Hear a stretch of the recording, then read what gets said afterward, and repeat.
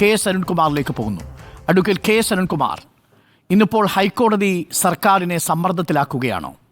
10 ദിവസത്തിനുള്ളിൽ, വരും ദിവസങ്ങൾക്കുള്ളിൽ തന്നെ 20 ദിവസങ്ങൾക്കുള്ളിൽ ഈ റിപ്പോർട്ടുമായി ബന്ധപ്പെട്ടുകൊണ്ട് സർക്കാർ സ്വീകരിച്ച എല്ലാ കാര്യങ്ങളും വെളിപ്പെടുത്തിക്കൊണ്ട് സത്യവാങ്മൂലം സമർപ്പിക്കണമെന്നാണ് പറഞ്ഞിരിക്കുന്നത്.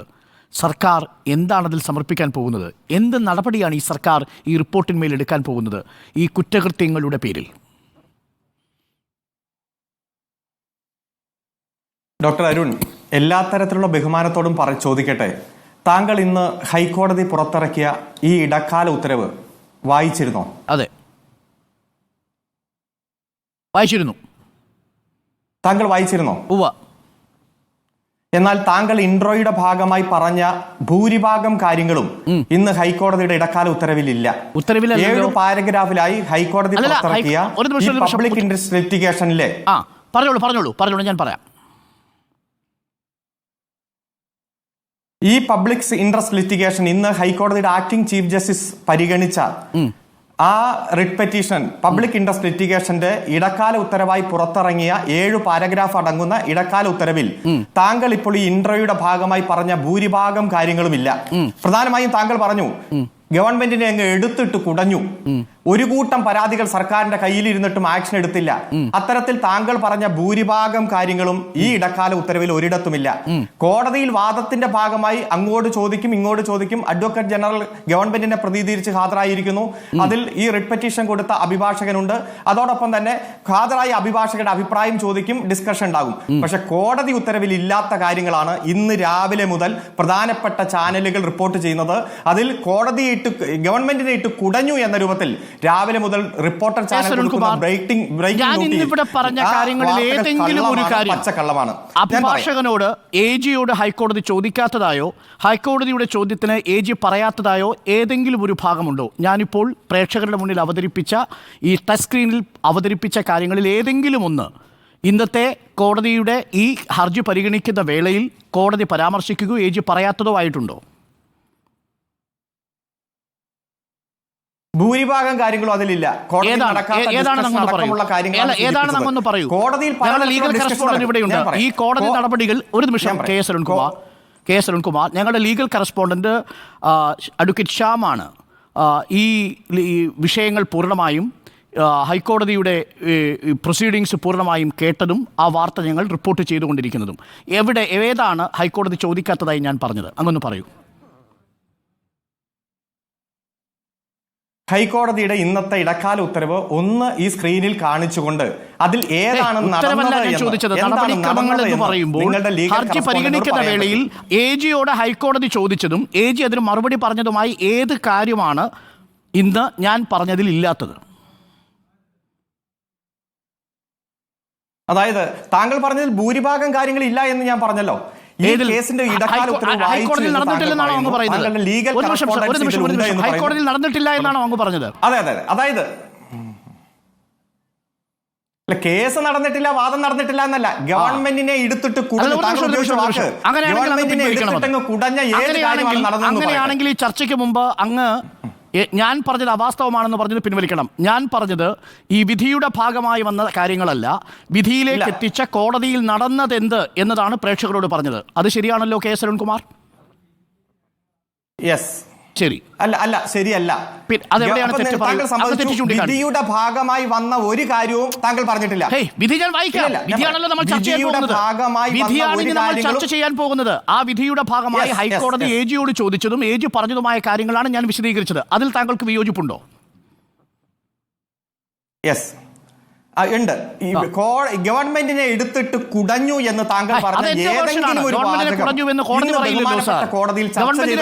എന്നുള്ളത് ഒരു മാധ്യമ പ്രവർത്തകനായ എന്റെ വേർഷനാണ്. അതിലൊരൊറ്റ കാര്യമാണ്, ഇതിൽ സ്വമേധയാ കേസെടുക്കാമായിരുന്നില്ലേ എന്നൊരു ചോദ്യം ചോദിച്ചിട്ടുണ്ടോ? മിസ്റ്റർ അരുൺ, നിങ്ങളെ കൂട്ടി ഈ രംഗത്ത് എക്സ്പെർട്ട് ആയിട്ടുള്ള ഒരാൾ കോടതിയിൽ നടന്ന കമന്റുകൾ വെച്ചുകൊണ്ട് വിധിന്യായം പിന്നെ ചർച്ച ചെയ്യാം. ആ കമന്റുകൾ അഡ്വക്കേറ്റ് കെ എസ് അരുൺകുമാർ, പണ്ട് അങ്ങനെയല്ലല്ലോ ഈ കോടതി, ഇതൊരു മാധ്യമ മേഖലയിലെ ചർച്ചയല്ലേ? പണ്ട് അങ്ങനെയല്ലല്ലോ നമ്മൾ ധനമന്ത്രിയോട് പറഞ്ഞത്. സീസറിന്റെ കാര്യത്തിൽ എന്താണ് പറഞ്ഞത്? ധനമന്ത്രിയുടെ കാര്യത്തിൽ എന്താണ് പറഞ്ഞത്?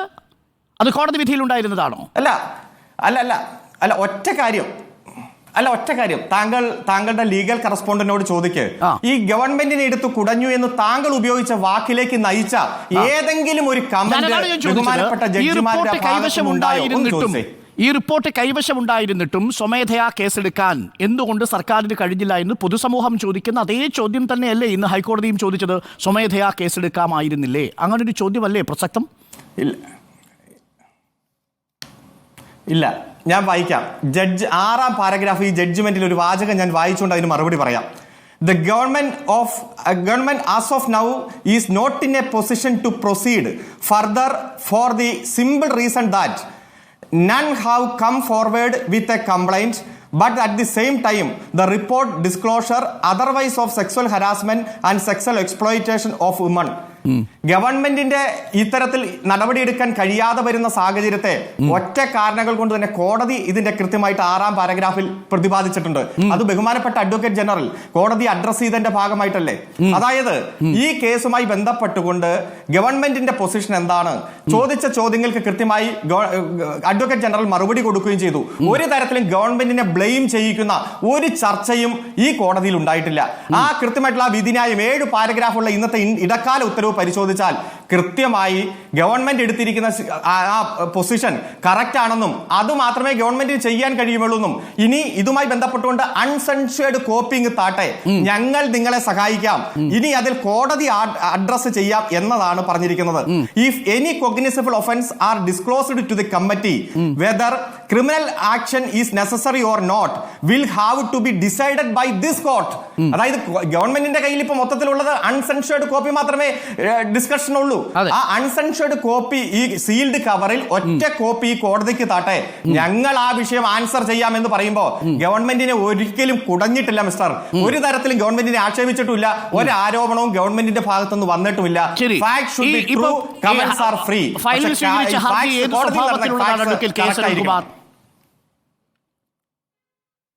അത് പബ്ലിക് ഇൻട്രസ്റ്റ് ലിറ്റിഗേഷൻ ആണ്. ഏതാണ്? റിട്ടല്ലേ? Public interest litigation. ആ റിട്ടിലെ പ്രയർ എന്താണ്? റിട്ടിലെ പ്രയർ ഞാൻ വായിക്കാം. പ്രയർ ക്ലിയർ ആണ്. To call for the records of the exhibit P1 report. P1 report means the report of the Hema committee. And pass the writ of mandamus commanding the first respondent to produce the exhibit P1 uncensored justice Hema committee report to the second respondent. ഗവൺമെന്റിന്റെ കയ്യിലിരിക്കുന്ന ഹേമ കമ്മിറ്റിയുടെ അൺസെൻഷേർഡ് copy second respondent ആയ DGPക്ക് കൊടുക്കണം. പോലീസിന്റെ head DGPക്ക് കൊടുക്കണം. Second prayer to pass a writ of mandamus commanding the second respondent to start criminal proceedings with regard to the sexual offence started in the report stated in the report. അങ്ങനെ uncensored copy government DGPക്ക് കൊടുക്കുക. DGPയോട് ആ അൺസെൻഷേർഡ് കോപ്പിയുടെ പേരിൽ നടപടി എടുക്കാൻ പറയുക. അതാണ് അതിന്റെ division bench. അതായത് ഇപ്പോൾ പൊതുതാൽപര്യ ഹർജിയെ വന്നിരിക്കുന്ന കാര്യത്തിൽ കഴമ്പുണ്ടെന്ന് പ്രഥമ ദൃഷ്ട്യാ ബോധ്യപ്പെട്ടിട്ടാണല്ലോ ഹൈക്കോടതി റിട്ട് ഹർജി സ്വീകരിച്ചിരിക്കുന്നത്. ഒരു പബ്ലിക് സർവന്റിനോട്, അതായത് സംസ്ഥാനത്തെ ആഭ്യന്തര വകുപ്പിലെ ഒരു ഉദ്യോഗസ്ഥനോട് താൻ ചെയ്യേണ്ട ജോലി ചെയ്യണമെന്ന് കോടതി നിർദ്ദേശിക്കണം എന്നല്ലേ ഈ പറഞ്ഞ ഹർജിയുടെ അർത്ഥം?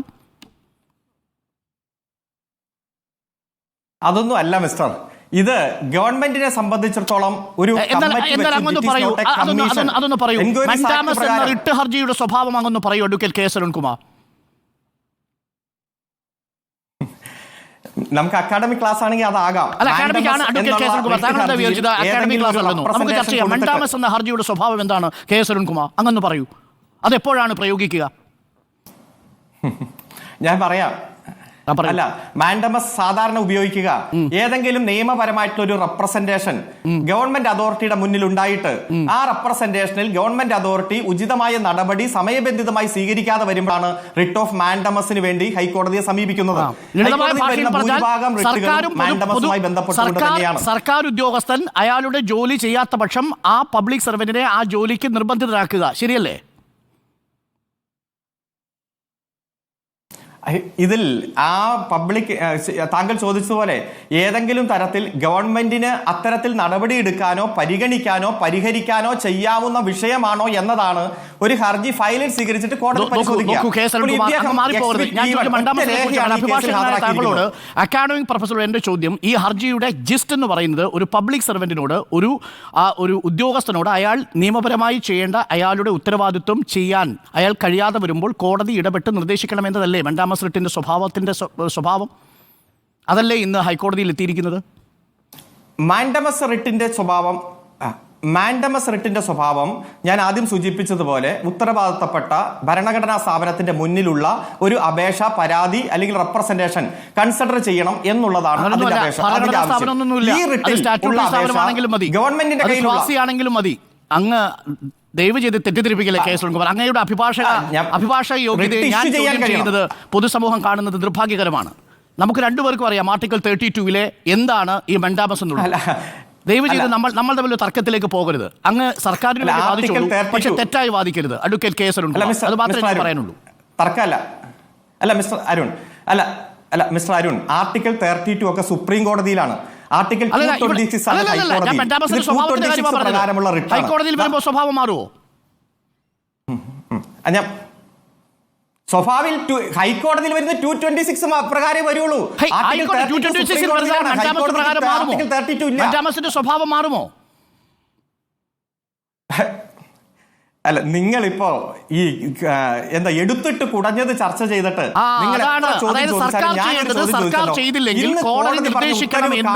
എന്ന് നിർദ്ദേശിക്കുന്ന ഒരു റിട്ട് ഹർജി ഇന്നിപ്പോൾ ഹൈക്കോടതി ഫയലിൽ സ്വീകരിച്ച് സർക്കാരിനോട് ഇതിന്മേൽ എന്ത് നടപടിയെടുക്കാൻ ആവശ്യപ്പെട്ട് ഒരു ഉത്തരവ് ആവശ്യപ്പെട്ടിരിക്കുന്നു. ഇതാണ് പ്രധാനപ്പെട്ട പ്രശ്നം.